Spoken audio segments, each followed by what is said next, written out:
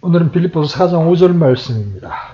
너희의 절제를 모든 사람이 알게 하라. 주께서 가까이 계시느니라. 아멘.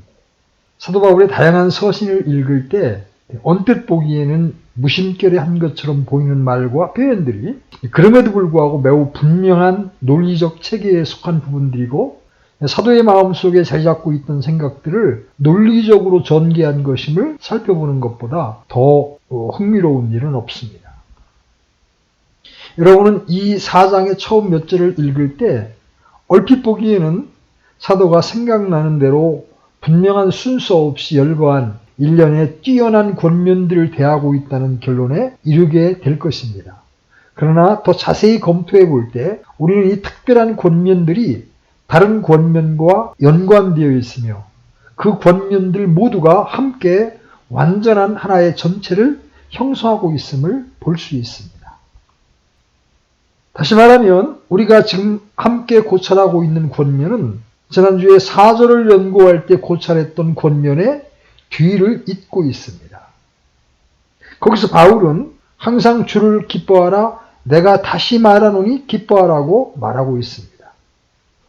본문의 권면은 그 권면에 이어지고 있음이 분명합니다. 왜냐하면 우리가 다른 사람들과 가지는 관계상의 문제와 갈등만큼 기쁨을 빼앗아가는 것은 아무것도 없기 때문입니다. 저는 이 말에 모두가 동의하리라고 생각합니다. 다시 한번 이 서신을 기록함에 있어서 바울의 지배적인 개념이 기쁨이라는 전반적인 문제임을 강조하고자 합니다. 기쁨이야말로 그가 실제로 관심을 갖고 있는 것이었기 때문에 그는 기쁨을 빼앗아가는 다양한 요인들에 대해서 이야기하고 있습니다. 그리고 다른 사람들과의 관계가 그 중에 하나이기 때문에 본문에서 다루고 있는 것입니다. 소극적으로 말하면 우리는 우리 자신의 영혼과 상태에 주의를 기울여야 하며 특히 다른 사람들의 관계에 대해서는 특별히 그렇게 해야 합니다. 하지만 우리는 또한 이 문제를 또 다른 관점에서 살펴보아야 합니다. 사도는 빌립보 교회 신자들의 행복과 기쁨에만 관심을 가진 것이 아니었습니다. 그는 그들이 그리스도인의 성격을 온전하게 나타내고 표현하는 데도 관심을 갖고 있었습니다. 우리는 그가 빌립보 신자들에게 품었던 사랑에 대해서 살펴보았습니다. 그는 그들을 형제들이라고 부르고 있습니다. 1절 말씀 보십시오. 그러므로 극진히 사랑하고 사모하는 나의 형제들 곧 나의 기쁨이요 왕과 아닌 나의 극진히 사랑하는 자들아. 하지만 그들에 대한 그의 사랑이 아무리 컸다 하더라도 주님을 향한 그의 사랑만큼은 크지 못했습니다. 그리고 그 사랑은 항상 그로 하여금 초기 그리스도인들이 온전하고도 영광스러운 그리스도인의 삶을 살 수 있도록 그들에게 이 다양한 편지들과 권면들을 쓰게 만들었습니다. 지난주에 우리는 비참하거나 불행한 그리스도인들은 예수 그리스도의 복음을 매우 빈약하게 증거할 뿐 아니라 주님의 영광을 가린다는 점을 지적했습니다. 그리스도인의 삶의 충만한 가능성을 보여주지 못할 때 말이죠. 만일 이것이 주 안에서 기뻐하라는 권면에 해당된다면 그것은 우리가 지금 고찰하고 있는 권면에도 똑같이 해당이 됩니다. 왜냐하면 그것은 그리스도인의 특성의 본질적인 부분이기 때문입니다. 여기서 우리는 본문의 절제로 번역된 영어 moderation 한번 살펴보고 넘어갈 필요가 있습니다. 신약 성경에서 우리가 일반적으로 이해하는 의미에 있어서 절제는 영어로 temperance입니다. 예컨대 사도행전 24장 25절에 이런 말씀이 나오죠. 바울이 의와 절제와 다가올 심판에 대하여 강론하니. 또 고린도전서 9장 25절에서도 이기려고 애쓰는 자마다 모든 일에서 절제하나니 이렇게 쓰여져 있습니다. 이때 사용된 영어가 모두 temperance입니다. 그런데 본문에서는 temperance가 아닌 moderation이라는 단어를 사용했습니다. 조심스럽게 추측하건대 본문에서의 의미가 일반적인 의미의 절제, 즉 정도를 넘지 않도록 알맞게 조절하거나 제어한다는 그런 뜻을 가지고 있다면 킹제임스 성경 번역자들이 템퍼런스라고 번역했을 것인데 이를 마더레이션으로 번역한 것을 보면 절제라는 의미 외에도 온화함, 온건함이라는 의미를 함유하고 있기 때문이 아닐까 하는 생각이 듭니다. 우리는 우리의 절제, 우리의 온화함, 우리의 온건함을 모든 사람에게 알려야 합니다. 온화함을 실천하고 나타내는 것은 모든 조건 하에서 주 안에서 항상 기뻐하는 것과 마찬가지로 그리스도인의 인격에 있어서 지극히 중요한 부분입니다. 이처럼 이 권면들은 매우 밀접하게 연결되어 있습니다. 이 점에 있어서 잘못될 때 여러분은 주 안에 참된 기쁨을 소유할 수 없습니다. 그리고 그리스도인으로서의 인격은 이 온화함이라는 측면이 존재하지 않는 한 완전할 수 없습니다. 제 생각으로는 교회의 친교 모임이나 그리스도인의 생활에 관심을 갖고 있는 그리스도인들의 모임에서 논의될 수 있는 매우 흥미로운 문제는 다음과 같은 것이라고 여겨집니다. 4절의 권면과 5절의 권면 중에 어떤 것이 더 어려운가? 주 안에서 기뻐하는 것과 절제 혹은 온화함을 모든 사람에게 알게 하는 것 중에 어느 쪽이 더 힘이 드는가? 이 주제를 한번 심사숙고해 보기를 권합니다. 그렇게 하는데 도움이 될 몇 가지 개념을 제시해 보겠습니다. 제게는 5절의 권면이 더 어렵다고 생각됩니다. 저는 제 온화함을 모든 사람에게 알게 하는 것보다는 주 안에서 항상 기뻐하는 것이 쉽습니다. 왜 그럴까요? 두 가지 이유를 제시할 수 있습니다. 4절에서 사도는 어떤 상태, 조건을 권면하고 있습니다. 우리가 마땅히 되어야 할 상태에 관심을 갖고 있는 것이죠. 그러나 여기 5절에서는 그 상태의 적용에 관심을 가지고 있습니다. 저는 여러분이 어떤 진리를 적용하는 것이 일반적으로 그 진리 자체를 믿거나 소유하는 것보다 훨씬 더 어렵다는데 동의하리라고 생각합니다. 제가 의미하는 바를 설명해 보겠습니다. 저는 우리 모두가 이에 대해 어느 정도 알고 있다고 확신합니다. 제가 방 안에 홀로 앉아서 성경을 읽고 있습니다. 그러다가 주 안에서 기뻐하라는 이 권면을 발견하게 됩니다. 그래서 나는 사도가 주 안에서 기뻐할 수 있도록 제공해주는 모든 논증들에 대해 생각합니다. 그때 나는 혼자 기뻐할 수 있습니다. 그러나 동료들을 만나거나 곤경과 어려움을 직면할 때 계속 그렇게 하는 것은 훨씬 더 어렵습니다. 이름을 받아들이는 것은 일반적으로 그것을 실천하는 것보다 쉽습니다. 그런데 본문은 적용의 영역에 속해 있습니다. 다음과 같이 다르게 표현해 보겠습니다. 저는 주 안에서 기뻐하는 것이 내 절제 혹은 온화함을 모든 사람에게 알게 하는 것보다 쉽다고 느낍니다. 주 안에서 기뻐하는 데에는 본질적으로 무엇인가 긍정적인 것이 존재합니다. 여러분은 하나님을 찬양하기를 원하게 됩니다. 여러분의 전 존재가 개입되어 있는 것입니다. 그것은 사실이죠. 그러나 너희의 절제, 너희의 온화함을 모든 사람이 알게 하라는 권면을 받을 때에는 자제의 요소가 개입됩니다. 이것은 그 권면이 소극적이라는 것이 아니라 그 안에 소극적인 요소가 있다는 말입니다. 그 사실을 이런 식으로 달리 표현해 보겠습니다. 4절의 권면이 5절의 권면보다 쉬운 것은 4절에서는 주님을 바라보라는 권면을 받지만 5절에서는 주님과 같이 되라는 권면을 받기 때문입니다. 주님을 바라보고 묵상하면서 그분의 사역을 생각하면서 그리고 그 사역을 행하신 그분을 객관적으로 바라보면서 그분 안에서 기뻐하기는 쉽습니다. 그러나 여기서는 더 어려운 일을 행하도록 요구받고 있습니다. 그분의 삶을 재현하라고 요구받고 있는 것입니다. 우리는 주님께서 지상에 계실 때 행하셨던 것과 똑같이 행하고 이 땅에서 우리가 직면해야 할 시험과 삶의 모순들을 직면하도록 요구받고 있습니다. 저는 제 절제, 제 온화함을 모든 사람에게 알게 하는 것보다는 혼란 중에라도 주 안에서 기뻐하는 것이 훨씬 더 쉬운 일이라고 말씀드리고 싶습니다. 이것이 바로 제가 사도가 그의 방법대로 예의 없이 그렇게 하듯이 권면을 제시할 뿐 아니라 그와 짝을 이루는 교리를 제공해주고 있다는 데 대해 하나님께 감사를 드리는 이유입니다. 교리의 중요성을 아직 깨닫지 못한 그리스도인보다 더 불쌍한 그리스도인은 없습니다. 우리는 사도가 권면을 할 때는 언제나 교리를 말한다는 사실을 이미 살펴보았습니다. 4절에서 그는 단순히 기뻐하라고 말하지 않고 주 안에서 기뻐하라고 말하고 있습니다. 이것이 교리입니다. 주 안에서라는 말이 교리가 담겨 있는 것이죠.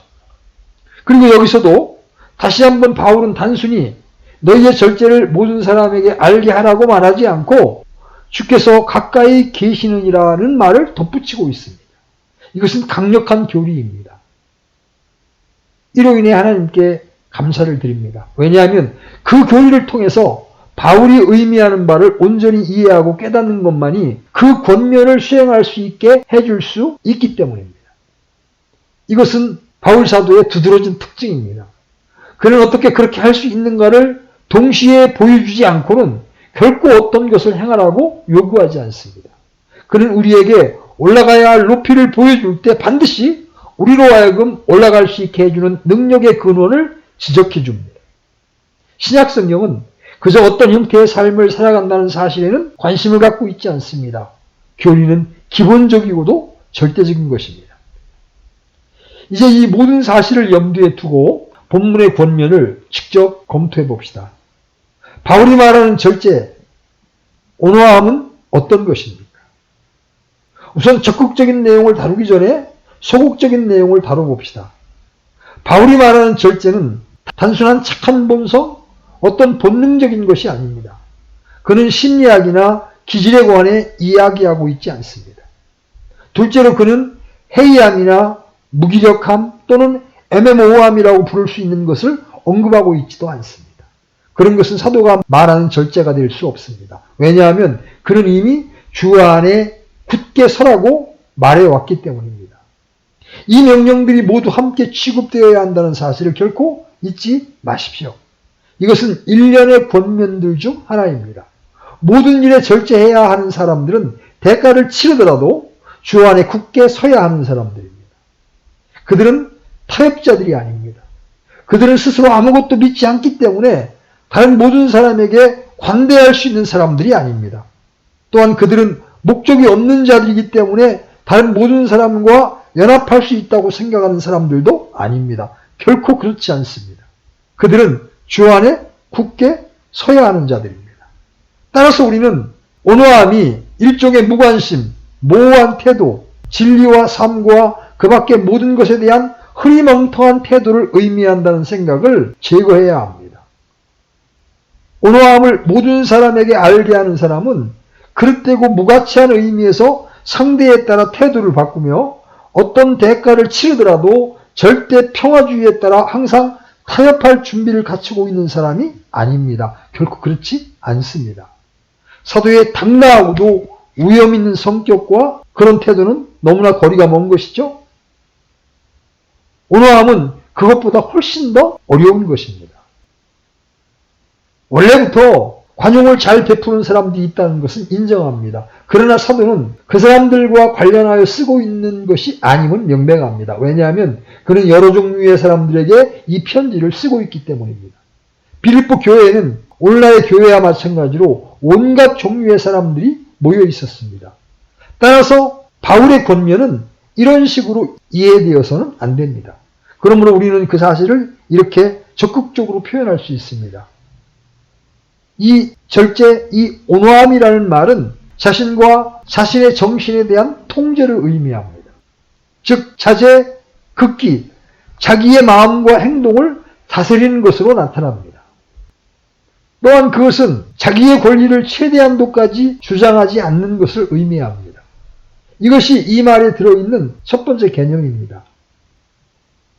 나는 모든 상황에서 최대한의 권리를 고집하는 정신으로부터 자유로워야 합니다. 절제 또는 온건은 실제로 지극히 중요한 것과 그렇지 않은 것을 구별하는 능력입니다. 즉 중요한 것들은 고수하지만 그렇지 않은 것들에 대해서는 적당하게 처리할 줄 아는 능력을 말하는 것입니다. 또한 절제는 자기 이익을 끝까지 추구하지 않는 것입니다. 때로 그렇게 할 수밖에 없을 경우에도 교회와 다른 사람들을 위해서 무엇보다 주님을 위해서 자신이 마땅히 받아야 할 것보다 더 적게 가질 자세가 되어 있는 것이 절제입니다. 너희의 절제를 모든 사람에게 알게 하라. 욕심부리지 않고 온 정신을 거기에 빼앗기지도 말아야 하는 것입니다. 다시 말하면 절제 혹은 온건은 여러분이 행하고 있는 것이라기보다는 그것을 행하고 있는 방식입니다. 그것을 또 다른 방식으로 표현해 보겠습니다. 이 절제라는 말은 인내, 즉 쉽게 성내지 않는 상태를 의미합니다.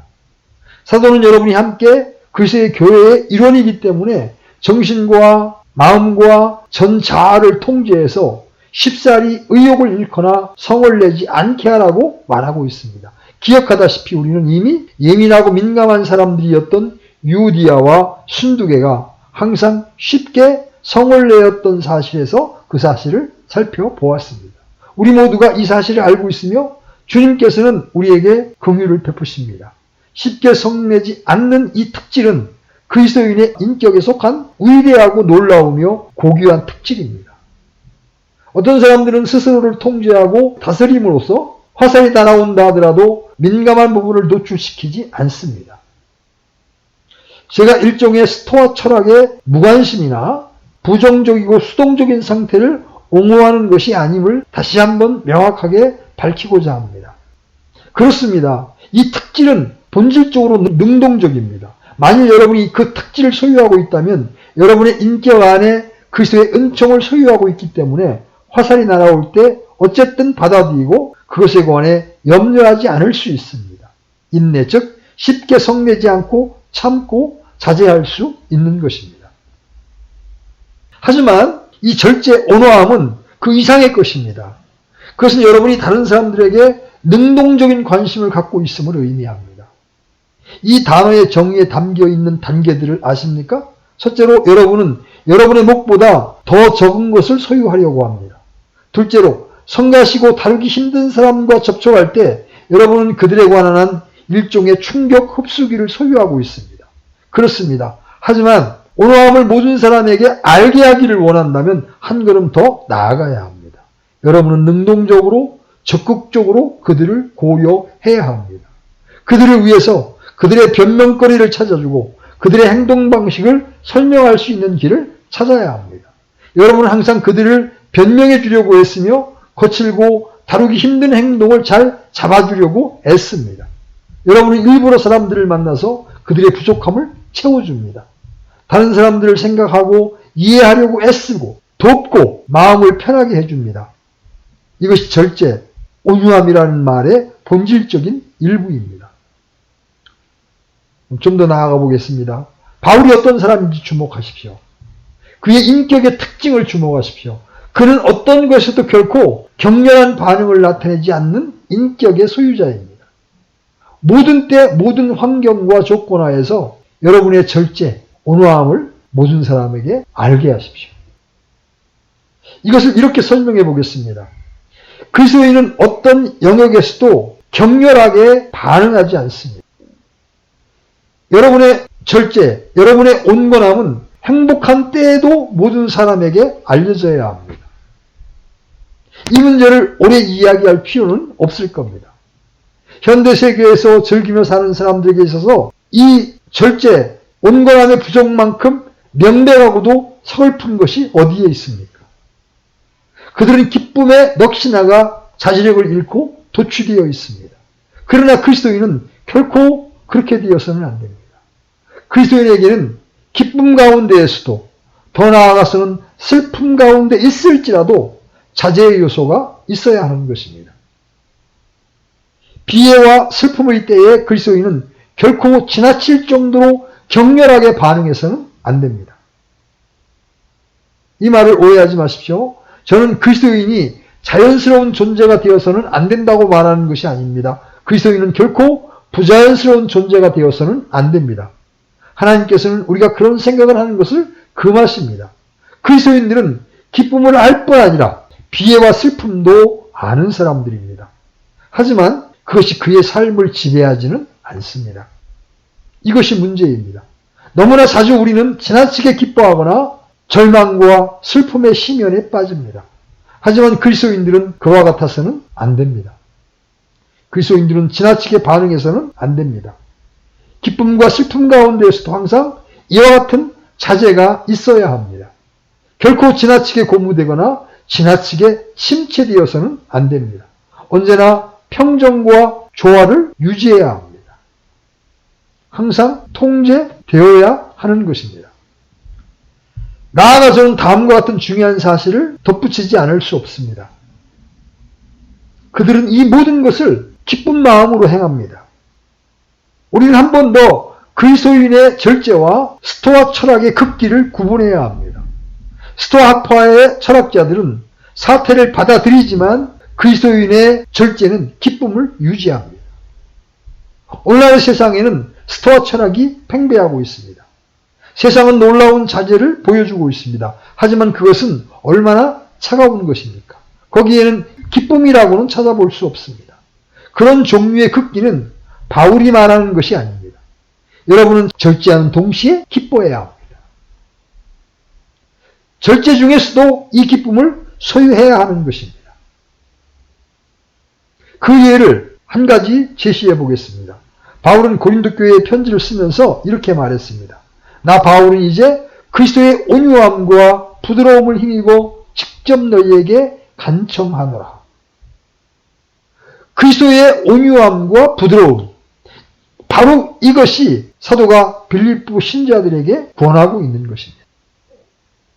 다시 한번 우리 모두가 이 온유함을 나타내도록 부르심을 받았다는 사실을 강조하고자 합니다. 바울은 단지 기질상 균형이 잡힌 특정한 사람들에게 이 편지를 쓰는 것이 아닙니다. 결코 그렇지 않습니다. 비록 여러분이 천성적으로 충동적이라 하더라도 그것은 문제가 되지 않습니다. 여러분은 모든 사람에게 여러분의 절제, 여러분의 온유함을 알게 해야 하는 것입니다. 혹자는 그것이 모든 사람에게 가능한 일이냐고, 그것은 불가능한 일을 요구하는 것이 아니냐고 물을지 모릅니다. 저는 그것이 모든 사람에게 가능하다고 답변합니다. 이에 대한 증거를 제시해 보겠습니다. 어느 자매가 자신의 남편에 대하여 이렇게 말한 간증을 읽어본 적이 있습니다. 그녀는 이렇게 말했습니다. 남편에게는 두 가지 면이 있었음을 기억하셔야 합니다. 한 가지는 충동적이고 참을성이 없으며 자제하지 못하는 면이고, 다른 한 가지는 자제력, 즉 크고 중요한 일 외에는 다른 모든 일은 깨끗이 잊어버리고 마음을 흔들리게 하고 혼란시키는 것들을 제쳐둘 수 있는 면이 있습니다. 그분은 이러한 자제력과 온건함을 23세인가 4세부터 노력해서 얻으셨답니다. 첫째는 그분의 타고난 인격적 능력에 의해서였고, 둘째는 너희의 절제를 모든 사람에게 알게 하라는 이 권면에 이르기 위해 열심히 기도함으로써 얻은 것입니다. 그 남편은 그 목표에 이르렀습니다. 놀라운 은총으로 말미암는 이 그리스도인의 인격에 이른 것입니다. 물론 이 일의 가장 큰 모범은 우리 주님 자신입니다. 사도 베드로는 이 사실을 베드로전서 2장 21절로 23절에서 명백하게 표현하고 있습니다.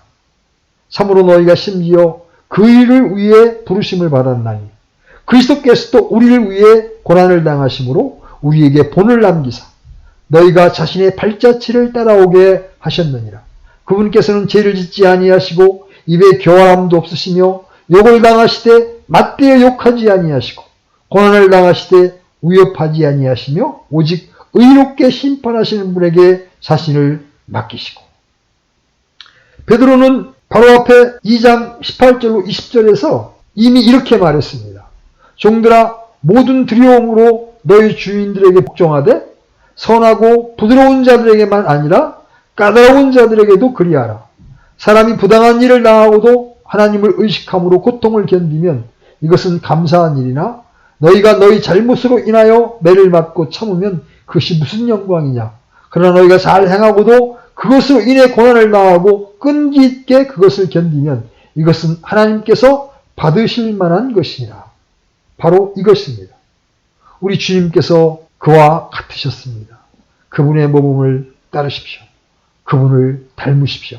너희의 절제, 온화함을 모든 사람에게 알게 하라. 그러면 이제 두 번째 질문을 해보겠습니다.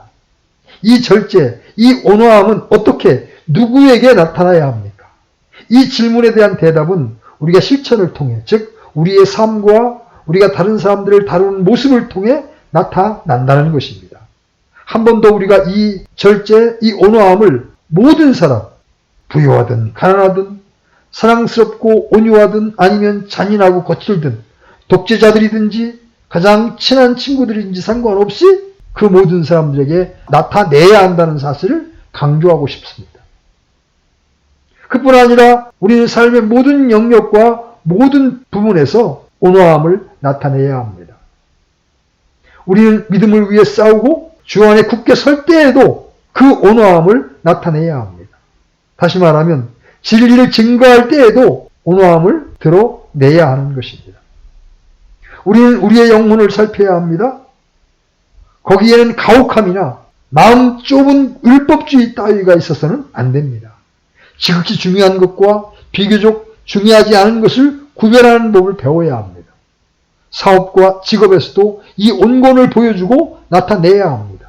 사업상 거래하는 방법을 통해서 사람들로 하여금 우리가 그리스도인들임을 볼 수 있게 해 주어야 합니다. 이것은 법적인 의미에서 부당한 처우를 받아야 함을 의미하지 않습니다. 결코 그렇지 않습니다. 사도 바울은 재판 없이 투옥되었을 때 가이사에게 항소했습니다. 따라서 그것은 우리가 언제나 우리 자신과 진리를 위해서 싸우고 있음을 확신하고 있음을 의미합니다. 때때로 그렇게 하기가 무척 힘이 듭니다. 거룩한 열심이나 의로운 분개와 단순히 거칠고 비판적이며 판단을 일삼는 정신을 분별하기란 얼마나 어려운 일인지 모릅니다. 본문은 항상 모든 사람에게 절제, 온화함을 가지고 대하라고 말씀합니다. 저는 이런 식으로 온화함을 나타내는 사람들보다 복음의 능력과 은총을 더 크게 증거하는 것은 아무것도 없다고 말씀드리는 바입니다. 우리가 이 일을 할 수 있도록 사도가 격려해 주는 말로서 말씀을 마치고자 합니다. 우리가 어떻게 그런 상태에 이를 수 있습니까? 우리를 도울 수 있는 것이 있습니까? 여기에 답이 있습니다. 곧 주께서 가까이 계시느니라는 것입니다. 이것은 이 세상과 그 방법들에 점점 더 무관심해지기를 배워야 한다는 사실을 말하는 사도의 표현법입니다. 우리 그리스도인들은 완전히 다른 인생관을 가지고 있습니다. 우리는 어떤 사태를 항상 주님께 비추어 바라봅니다. 모든 것을 그분의 삶과 죽음, 부활과 승천을 통해서 가져다 주신 구원에 비추어 바라보는 겁니다. 또 모든 것을 그분께서 다시 세상에 오셔서 모든 원수를 정복하시고 완전히 새로운 질서를 세우시라는 사실에 비추어 바라봅니다. 주께서 가까이 계신 것입니다. 바울이 이 말씀을 주께서 언제나 가까이 계신다는 의미로 이 말을 했다고 주장하는 사람들이 있습니다. 그러나 전체 문맥은 그 주장을 배격하고 있습니다. 그분이 항상 가까이 계신다는 것은 사실이지만 본문은 여러 면에서 더 큰 진리를 말하고 있습니다. 우리는 모든 일을 할 때 주께서 언제라도 재림하실 수 있다는 사실을 기억해야 합니다. 그분의 강림은 언제나 가깝습니다. 하지만 우리는 그때가 언제인지 알지 못하기 때문에 언제나 그분의 강림을 인식하면서 살아야 합니다. 그것을 설명해 보면 다음과 같습니다. 주님께서 강림하신다는 사실을 항상 기억할 때 우리는 이 세상의 삶이 일종의 예비학교에 불과하다는 사실을 항상 기억하게 될 것입니다. 우리는 이 땅에서 순례자와 나그네에 불과합니다. 오늘은 여기 있지만 내일은 여기 없을 것입니다. 이 사실을 항상 염두에 둔다면 이미 이 절제, 온화, 온건을 반 이상 보여준 것과 다름없습니다. 사람들이 끝까지 싸우는 이유는 이 세상의 삶이 유일하다고 생각하기 때문입니다. 하지만 영혼과 비교할 때 60년, 70년 또는 80년의 삶이 얼마나 길겠습니까? 주께서 가까이 계시느니라. 이 사실을 기억하십시오. 이 말은 또한 심판자는 우리 자신이 아니라 주님이심을 일깨워줍니다. 우리는 남을 쉽게 판단하지만 심판자는 주님이십니다. 저는 심판자가 아닙니다. 그 사실을 기억할 때 그것은 나의 많은 문제들을 해결해 줍니다. 그뿐 아니라 우리 자신이 심판을 받게 될 것이며 그때 우리의 삶과 행동들의 전말을 보고해야 할 것입니다. 그러므로 판단을 내리는 일에 조심하십시오. 이 사실을 주님께서 어떻게 표현하셨는지 여러분은 기억하고 계실 것입니다. 마태복음 7장 1절로 2절입니다. 너희가 판단을 받지 않도록 판단하지 말라. 너희가 무슨 판단으로 판단하든 그것대로 판단을 받고 너희가 무슨 척도로 재든 그것대로 너희가 다시 평가를 받으리라. 그러므로 남을 정죄하고 싶어질 때 여러분 자신이 심판을 받으리라는 사실을 기억하십시오. 주께서 가까이 계십니다. 그 사실을 깨달을 때 이 세상의 많은 일에 대해 너그럽게 볼 수 있게 되는 것입니다. 그러나 더 나아가서 우리는 우리가 보응이나 보복할 자격이 있다고 생각해서는 안 됩니다. 주님 자신이 이 세상의 행악자들과 우리에게 그릇 행하는 자들을 심판하실 것입니다. 모든 사람이 그리스도 앞에 서게 될 것이기 때문입니다. 염려하지 마십시오. 즉시 보복해야 되겠다고 생각하지 마십시오. 바울은 이렇게 말합니다. 로마서 12장 19절입니다. 극진히 사랑하는 자들아 너희 스스로 원수를 갚지 말고 도리어 진노하심에 맡기라. 기록된 바 원수 갚는 일은 내 것이니 내가 갚으리라. 주가 말하노라 하였느니라. 이 사실을 믿는다면 여러분에게 그릇 행한 사람들을 불쌍히 여기게 될 것입니다. 여러분은 그들이 하나님 앞에 서야 한다고 생각할 때 전율을 느끼게 될 것입니다. 그때 여러분의 온화함은 이미 작용하고 있는 것입니다. 마지막으로 그 사실을 이렇게 표현해 보겠습니다. 여러분은 힘들고 어려운 때를 맞을 수 있습니다.